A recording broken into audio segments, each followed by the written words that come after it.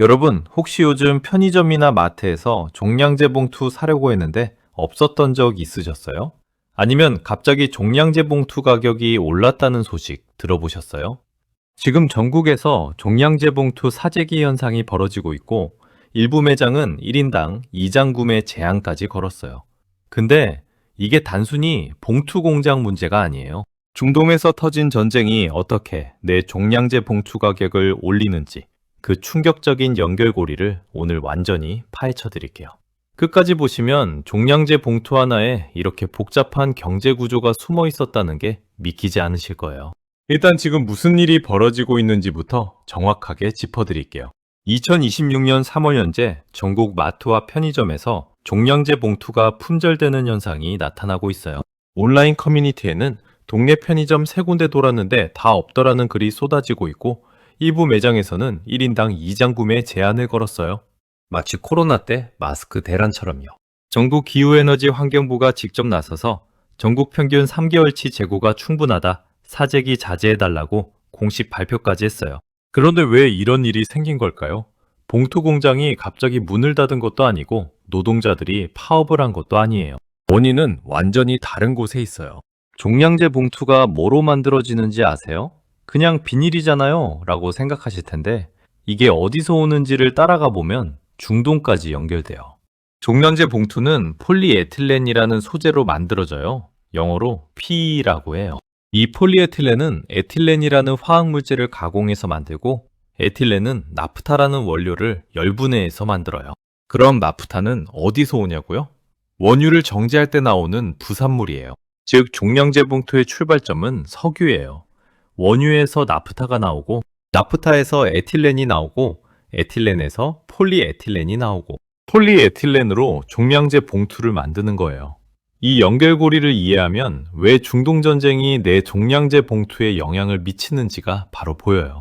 자, 그럼 중동에서 무슨 일이 있었는지 보죠. 2026년 초 미국과 이란 사이에 군사 충돌이 발생했어요. 이란이 호르무즈 해협을 봉쇄하기 시작했는데 이게 왜 문제냐면 호르무즈 해협은 전 세계 석유 수송량의 20%가 지나가는 길이에요. 그리고 전 세계 나프타 물량의 약 45%가 이 해협을 통과해요. 이 통로가 막히기 시작하니까 나프타 가격이 폭등한 거예요. 한국화학산업협회 데이터를 보면 올해 1월에 나프타 가격이 1톤당 595달러였어요. 근데 3월 20일 기준으로 챈 섭 41달러로 뛰었어요. 불과 2달 만에 2배가 된 거예요. 에틸렌도 똑같아요. 1월에 칩펜 5달러였던 게 1425달러로 폭등했어요. 마찬가지로 2배예요. 그러니까 종량제 봉투 공장 입장에서는 재료값이 갑자기 2배로 올라버린 거예요. 당연히 생산을 줄일 수밖에 없어요. 이게 종량제 봉투만의 문제가 아니에요. 이건 지금 한국 산업계 전체를 뒤흔들고 있어요. LG화학과 롯데케미칼이 뭐 하는 회사인지 아세요? 한국 석유화학업계 1, 2위 대기업이에요. 이 두 회사가 최근 고객사에 에틸렌과 합성수지 등 주요 소재의 공급이 불가능할 수 있다고 통보했어요. 그냥 가격을 올린 게 아니라 아예 못 팔 수도 있다고 한 거예요. 그러면서 제품 가격을 최대 60% 인상했어요. 그 여파가 어디까지 퍼졌는지 구체적으로 보여드릴게요. 경기 이천의 한 포장재 공장은 가동률이 반토막 났어요. 원자재 창고에 10톤도 안 남은 거예요. 그 공장 대표가 원료값이 한 달 새 1톤당 100만 원 가까이 치솟았고 돈을 줘도 물건을 구할 수가 없다. 다음 달엔 공장을 셧다운할 수밖에 없다고 했어요. 두부 만드는 강릉 초당두부는 용기와 비닐 납품업체 3곳에서 물량을 못 맞추겠다는 통보를 받았어요. 두부를 만들어도 담을 용기가 없어서 못 파는 상황이 오는 거예요. 화장품 업계도 마찬가지예요.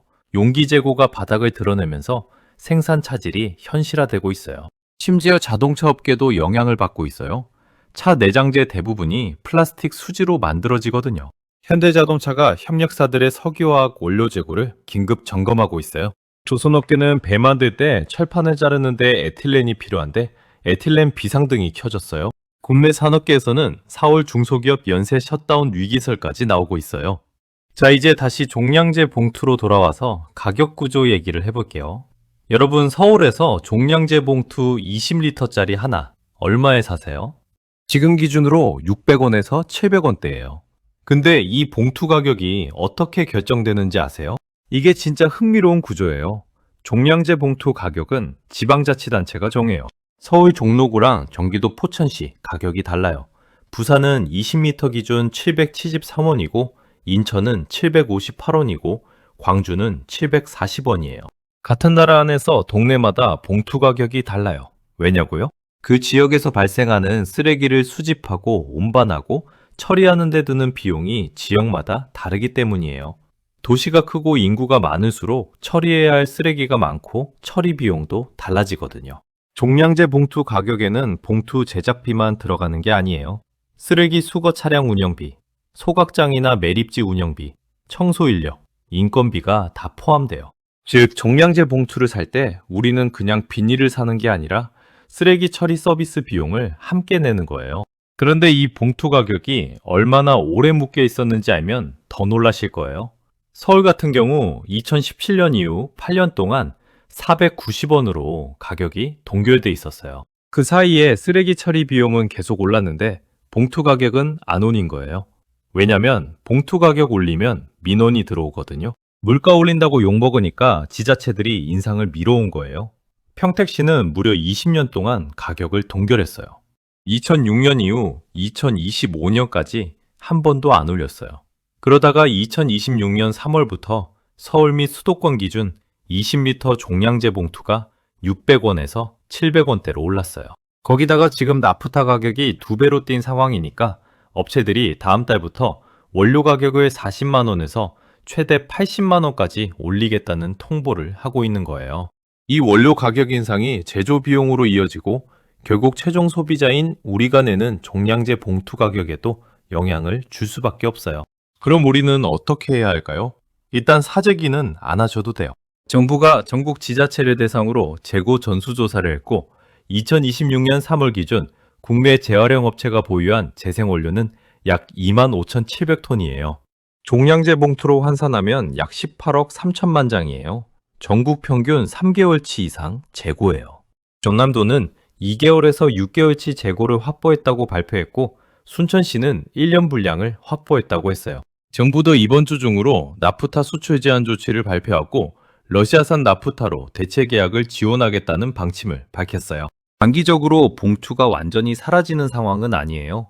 하지만 중동 사태가 장기화되면 가격 인상은 피하기 어려울 수 있어요. 종량제 봉투 제조업체 입장에서는 원료 가격이 2배가 되는데 봉투를 예전 가격에 계속 팔 수는 없으니까요. 이번 사태가 우리에게 알려주는 더 큰 그림이 있어요. 우리 일상의 모든 물건은 어딘가에서 온 원료로 만들어진다는 거예요. 종량제 봉투 하나가 이렇게 복잡한 공급망을 타고 내 손에 오는 거예요. 원유, 나프타, 에틸렌, 폴리에틸렌, 종량제 봉투. 이 사슬 중 어느 하나가 흔들리면 끝에 있는 우리가 영향을 받아요. 그리고 이번에 흔들린 건 종량제 봉투만이 아니에요.